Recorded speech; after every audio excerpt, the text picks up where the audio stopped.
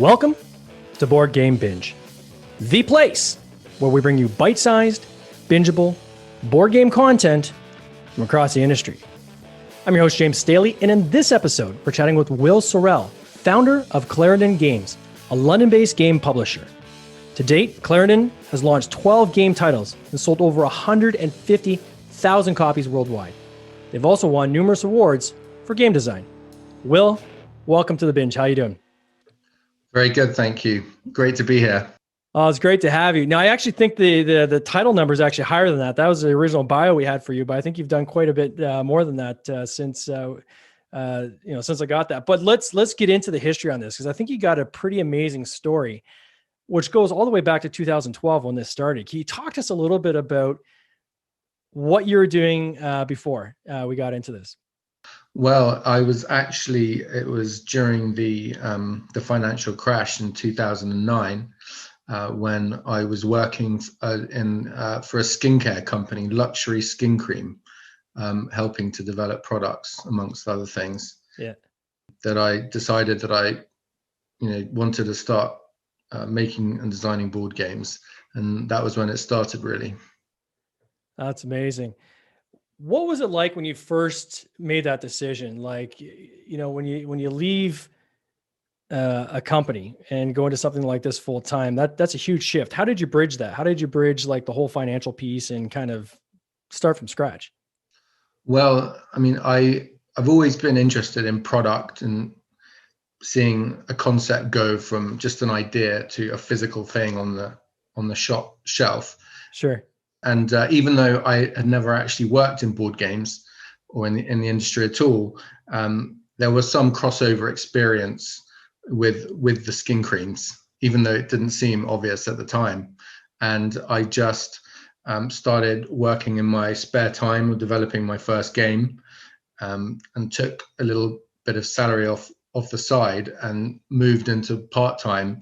And then I did part-time for a few years before quitting that, and then doing other work, kind of freelance work to help make ends meet, and then went full-time in 2016. So there was a little bit of a transition there then, I guess. So it wasn't just a stop one and then into the other, I guess. Is that correct? That's right. Yeah. There was quite a long transitional process. It definitely wasn't overnight. And so it took quite a lot of hard work, a lot of working on weekends and my lunch break and evenings and that sort of thing, before I could finally, start doing it full time. And what was this first game? What was the first one you did? Well, the first two came out quite quickly. The first one was an abstract strategy game called Paragon. And the other game was a game that was very relevant to the time called Market Meltdown, which was a game where everybody, you started with $1 billion of other people's money. You inevitably go bust, and whoever could stay afloat the longest was the winner. But if you lost it all, it didn't matter because it wasn't your money. So you were a banker, and it was only other people's savings that you were losing. So it wasn't a big deal.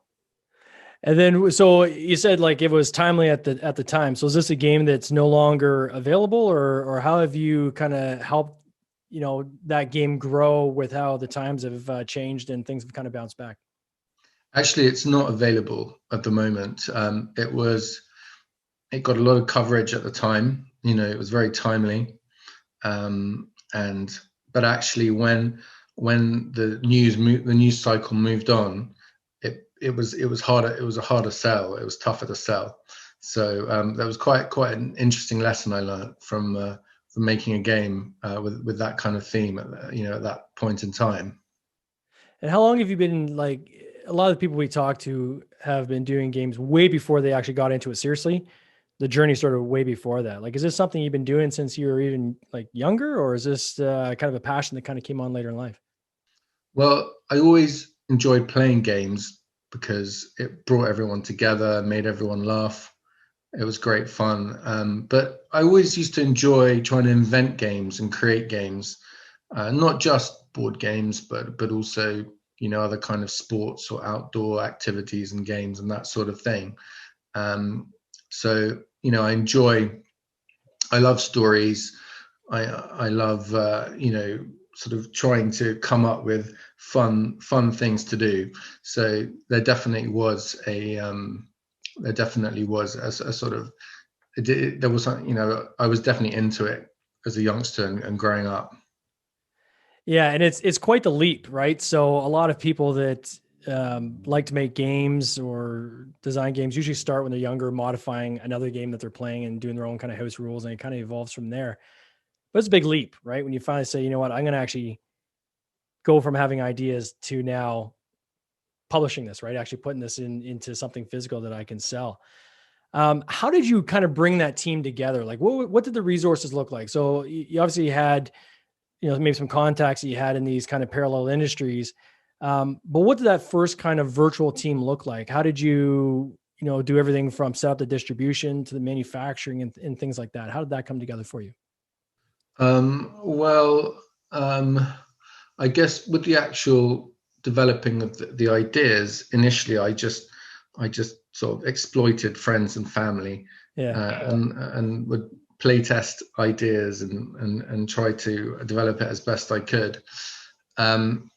Actually, the first manufacturing that I found was a bit of a struggle, to be honest. But I quickly moved on to a better system. And actually, my experience with the skincare was useful, because I had learned there that the best thing to do is to find a factory that's already making goods for the kind of goods that you want to make for the high street, for your market. Yeah. That way that all their regulatory standards are up to scratch, that their quality control and they can hit their lead times is all what it should be. So I managed to find a factory that was already making board games for sort of well-known brands, and that was how I started the manufacturing. And in actual and our first stockist is quite a well-known gift shop in London called Fortnum and Mason. I actually started cold calling a lot of retailers, and this first very prestigious retailer, for some reason the game we had just was fitted. They had a space for it, and called them, and then a few weeks later the product was on the shop floor. So it was good to get that vouch of confidence, early on. Yeah, I guess. And then how did you do the artwork? Did you hire somebody to do the artwork? Was this your artwork? How did you come up with the designs? Hired a freelance, very talented freelance illustrator. That we I'm actually quite heavily involved in the art direction. Sure. I like to get involved in the concept and the title and the tagline and all that sort of stuff. So I'll do a terrible sketch which looks appalling, and then a brilliant illustrator will then come along and turn it into something brilliant, and make all sorts of improvements. But I have found, though, that the more specific the brief, the more detailed the brief, the better it ends up being, because you don't end up with that endless back and forth. Yeah. That's what I've found. That you give a detailed brief, and then the illustrator will then make it a million times better based on that. So for the other developers out there that are maybe listening to this, describe what that brief process looks like. What a brief is, like a creative brief, right? So for those that don't know the lingo, explain what that is, or what that sketches out like when you're and then what you actually give to that artist. Well, I think it is, the concept ends up being very similar to what you actually see. If you see what I mean. I could have brought some with me, but that's okay. We got a lot of audio people listening just on the audio, but like right. It's a document that you're going to give them, right? So you give them a document that says, here's the brand. Here's kind of maybe the mood, right? Maybe do you provide them some imagery? So some comparative imagery to say, this is the kind of theme and vibe we're looking for in this package design. Here's what needs to be on the front panel, back panel, and so forth. Is that kind of how you put together that brief? Yeah, there'll be some mood, some elements of mood, Sure. some illustrations that I found on the web. So you create a sort of collage of sort of, just so I can convey the style as well as what's actually going to be on there. Yeah. And then sort of hand drawing things to try so it's as best I can to try to get something across that's as sort of specific and detailed as possible. And yeah, that's what but then I like to find illustrators that have very much their own identity and their own style. Yeah. So I sort of say, this is sort of how this is how I want it, but I want to do it. I want you to sort of run with this, take this, and sort of do it in your very idiosyncratic style. Yeah. So I sort of have a strong sense of what it will look like based on the portfolio of the illustrator, because I find illustrators perhaps struggle to sort of completely adapt their style. They've got their own brilliant, unique way of doing things. So you don't want to sort of mess with that too much and sort of try to control it too much.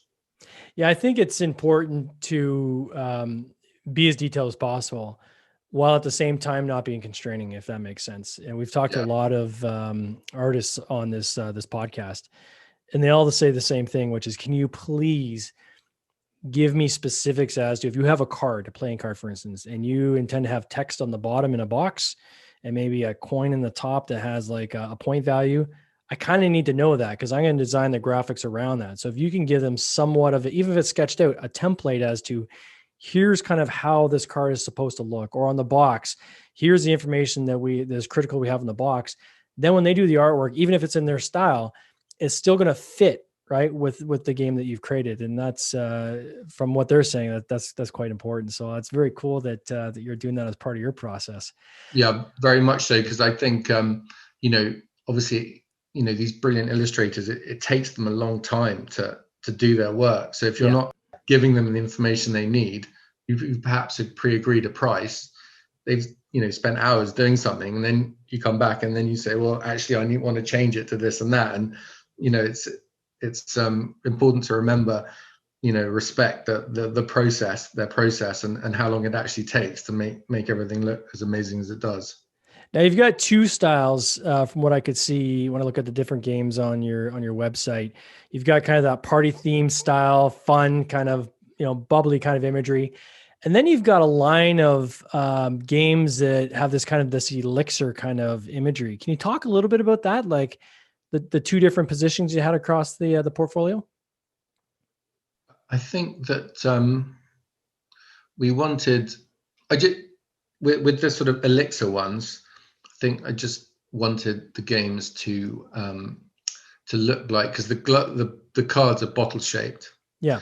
So I just thought it would be quite fun to make them look sort of vintage and old. But I like but I think if you look at them, they look sort of unmistakably contemporary. So I like the sort of the mixture of the kind of very contemporary sort of sense of humor with the more sort of vintage kind of retro feel. They're super cool. And when you create games, and now that here we are 8 years later, and you've cranked out a lot of games. As you said, you got 18 on the market. And I think you told me earlier you had 21 games in total that you've created. What's the process for putting these games together now, right? So now that it's like, I think a lot of developers get past their initial ideas and they kind of tap out all those, and then it gets to a point in the process where, okay, now I got to come up with new stuff, from scratch, not something I'm boring on that I was thinking about 20 years ago, but literally something from scratch. And I assume you're probably at that point now.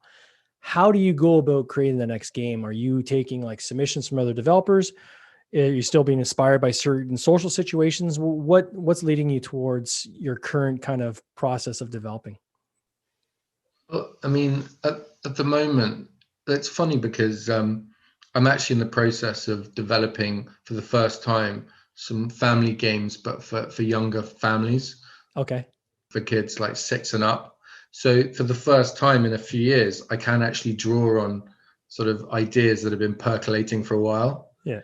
But definitely in the kind of party game sphere, I'm sort of out of ideas.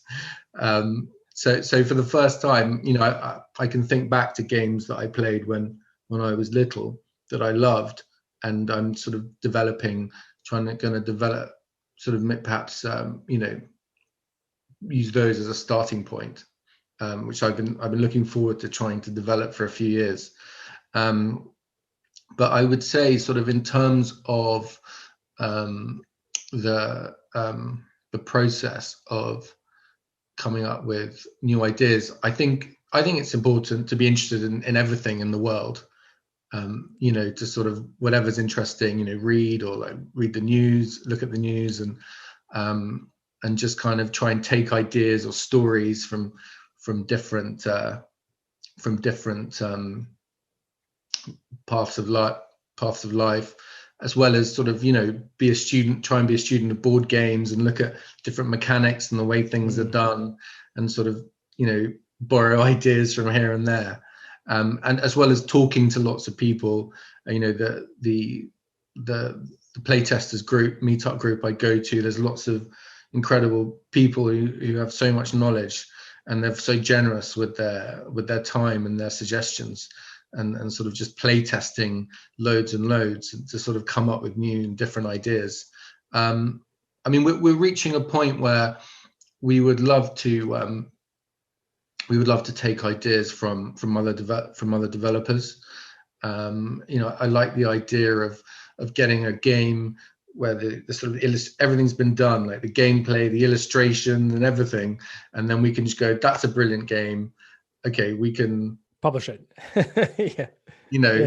Because we've sort of reached that stage where our distribution is growing, and we need more products than we can come up with, and it's just the amount of time it takes to do the distribution, the administrative stuff, all that kind of thing. There's less and less time and headspace to actually develop new ideas. Yeah. Are your games manufactured in China, or do you make them locally? Where are they manufactured? In China. Yeah. Okay. And in terms of marketing, you've had some coverage in some pretty big media channels, right? Vanity Fair, Forbes, Economist, CNBC. How did you go about that? Is there like a PR campaign you've run, has been part of them organically finding you? How are some of these things come about? So there's listeners out there, they're maybe publishing their own games. They have no clue. How would I be able to do something like that? So can you touch on that a little bit, on how someone would go about getting that kind of exposure besides having a great game, obviously? Yeah, absolutely. Well, I work with a freelance PR person, Bridget, who's brilliant. And she, I think to a large extent, with a lot of, I get the impression, with a lot of business and industries, is to do with relationships to a certain extent. So, yeah.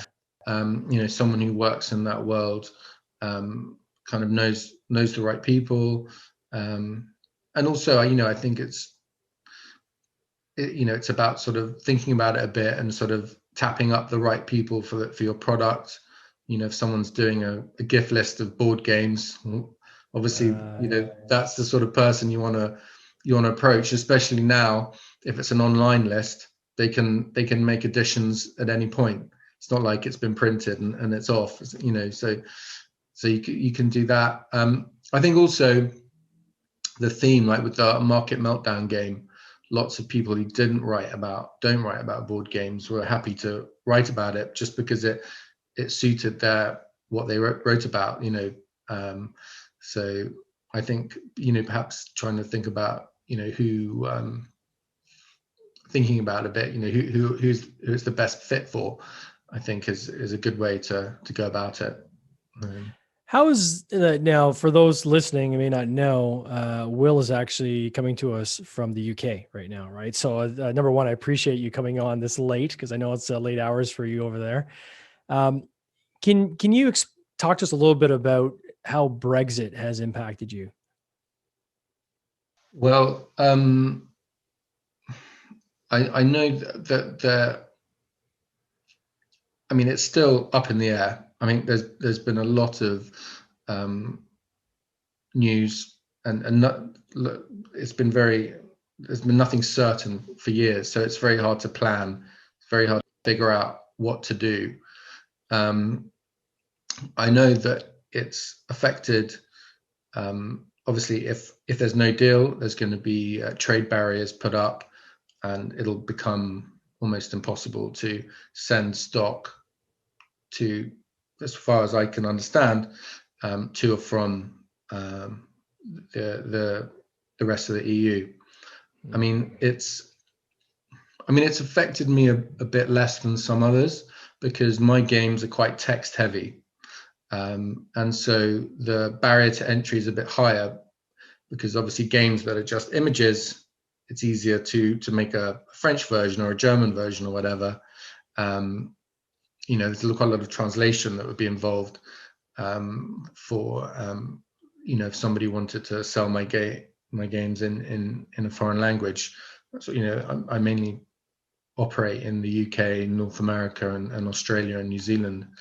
And so, but I'm reaching a point where perhaps it will make, if Brexit, if no trade deals are done, then I think perhaps licensing will be the only way forward rather than actually expanding any sort of distribution on the continent as well. So it would it would make trading harder and make us all poorer, I guess. Yeah, we're seeing a lot of companies, kind of scrambling, for lack of a better word, right now, trying to say, figure out, do we set up a depot in, outside the UK in Europe, right? Just so that we can send games straight from manufacturer to those depots, so that we're avoiding these huge kind of tax levies, going between the EU and the UK. So it's a real thing that a lot of people are trying to deal with. Any of our listeners here kind of in North America are still impacted, obviously, if they sell games into Europe and into the UK. But certainly on that side of the pond, it is, I'm sure, something that's taken up a lot of mind space with people to try to figure out, okay, because there is uncertainty, almost planning for different scenarios in case scenario A happens or scenario B happens or so forth. So, and then to compile that, you also have COVID, right? So COVID, the one thing I always wondered with party games is it could go two ways in my mind. One is you either see a decline because you have less people able to congregate, right? So where you might have a meetup, those might be canceled in the country that you're in. I know in Canada, almost every meetup has been canceled for the past 8 months. So you can't necessarily do that, but there's more time spent at home with family where you might be looking for different ways to entertain yourselves, right? So maybe party games increase. I don't know. So what have you experienced? Have you seen it kind of go one way or the other? Well, actually, I mean, it's hard to sort of compare like with like, but we've definitely seen online sales spike significantly through the year. So we've definitely seen that on those online sales go up, and yeah, so I guess people have been playing together or managing to play over Zoom, or I've heard one player games obviously have, we don't have many of those, but those have gone up in sales. So I think but obviously where we, so people do seem to be playing more games.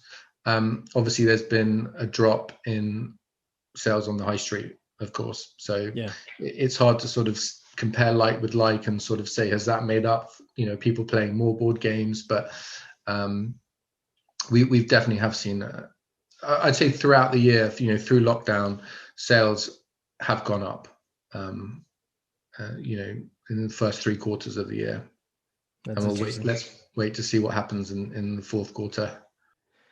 So what's some advice you have for other developers out there, starting with what in your mind makes a good party game? Like, if you have certain criteria in your mind that you're thinking, for a successful game or a good party game, you kind of have to hit these kind of points. What have you experienced? Well, I think, to be honest, whenever I think I've seen too much of a pattern, if I then try and follow that pattern to develop a game, it often ends up being pretty rubbish or pretty boring. So perhaps there isn't sort of like a template to follow, and I'm still trying to figure it out. But I guess I like games that have a sort of a clear objective with a clear payoff. That's really fun and has lots of playability, but where the rules are simple and straightforward. And I think it's good to create games that don't make people too anxious or put them on the spot too much. So you don't want to create games that's just for the show-offs and the sort of extroverts, but everyone can enjoy it and have fun. And perhaps games that allow people to have a conversation and interact, and so it's not too intense and competitive. And I think it's good to not have that too many sort of fiddly bits and too many, if it's a party game. Yeah. And I don't think a game should last too long. I think it's good if you play for half an hour and you had a great time, you can always just play again if you want. But I also think sort of with a commercial hat on, I think a game has got to seem fun too, based on the packaging, and it's got to be sort of obvious sort of what you're meant to be doing. Because obviously if no one's going to buy it in the first place, then no one's going to enjoy it. So and I think that just comes from giving yourself the time and space to make sure the game is good and to keep play testing and not launch it too soon on the market. What's some advice you'd have for other developers out there that are just getting into this based on your experiences? What's one thing you would say to a developer that's starting out with their game? Well, I think definitely play it with people who aren't family and friends, just family and friends. I mean, obviously play it with family and friends, but play it to be with people who really who've developed a lot of board games, who love board games, because they'll give it to you straight, and then listen to what they say, but don't listen too much. Yeah. You have the right to stick to your guns on some things, but definitely it gets stress tested that way. And especially if it's your first game, I think it's everyone kind of tends to. Well, I know I did. Games perhaps they can be a bit too self-indulgent your first one, or whatever. And it's good to get that feedback, that objective feedback from people. And then I think it's also good to maybe show it to a sort of salesperson or a buyer who can sort of give a commercial perspective on it, who can say if they think this will sell or that'll sell. Because I'm still very much learning about all the different type demographics, the type of customers out there, consumers, what they're into, and premium product is very different to mass, or a party game is very different to a deep strategy game. Yeah. So I think it's good to get lots of different perspectives, and don't be too don't be too stubborn about sort of sticking to your original idea, because the chances are that you're going to get some pretty harsh feedback. So what's kind of up next here? I know you've been cranking it on average more than one game a year. I think almost 2 games a year now you've been doing since you've started. What's the next game? There's got to be another game coming. What's next on the plate? Well, we want to do games for younger kids, but also kids that teenagers and adults and parents can take part in. So we're sort of trialing, we're sort of play testing a kind of stacking game, sort of sandwich stacking game at the moment. It's sort of tactics, but also speed. Well, it sounds like a lot of fun. And how soon are you close to having that game be ready? Is that kind of like a 6 months out, or where is that one on the development cycle? Well, we hope to have some pre-production samples in January. We're still going to go to some virtual trade shows, and there are still a few in the States that are actually operating, real trade shows, unless they're cancelled. So we hope to have some pre-production samples in January, so that the game can launch in the summer next year. Hopefully, touch wood. Well, it has been an absolute pleasure having you on this podcast. If someone wants to find your games, how best do they do that? We've got our website, which is clarendongames.com, or our Instagram, Clarendon_games. We work through sales reps called Just Got to Have It in the States. And that's probably the best way.